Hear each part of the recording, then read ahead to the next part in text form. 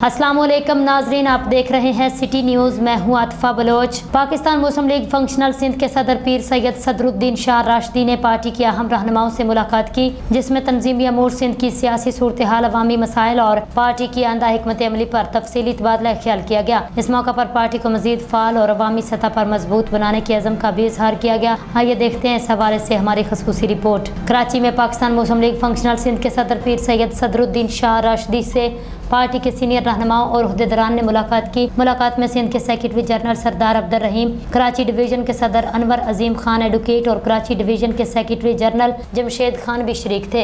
इस मौका पर तंजीमी अमूर, मौजूदा सियासी सूरत हाल, अवामी मसाइल और पार्टी की आइंदा सरगर्मियों पर तफसीली तबादला ख्याल किया गया। रहनुमाओं ने पार्टी की तंजीमी साख्त को मजीद मजबूत बनाने, कारकुनों से राबते को मौसर बनाने और अवामी मसाइल के हल के लिए भरपूर किरदार अदा करने के अज़म का इजहार किया। पीर सैयद सदरुद्दीन शाह राशिदी ने पार्टी रहनुमाओं और कारकुनों की काविशों को सराहते हुए कहा, पाकिस्तान मुस्लिम लीग फंक्शनल अवामी खिदमत, जमहूरी इस्तेहकाम और कौमी यकजहती के लिए अपना किरदार जारी रखेगी। मुलाकात के दौरान शुरा ने पार्टी की आदत पर मुकम्मल एतमाद का इजहार करते हुए अवामी राबिता मुहिम को मजीद फाल बनाने, पार्टी पैगाम को घर घर पहुँचाने के अज़म का अदा किया। मुलाकात खुशगवार माहौल में मुनक्किद हुई, जबकि इख्तिताम पर शुरा ने पीर सैयद सदरुद्दीन शाह राशिदी के साथ यादगारी ग्रुप फोटो भी बनवाया। मजीद न्यूज़ और अपडेट हासिल करने के लिए देखते रहें सिटी न्यूज़।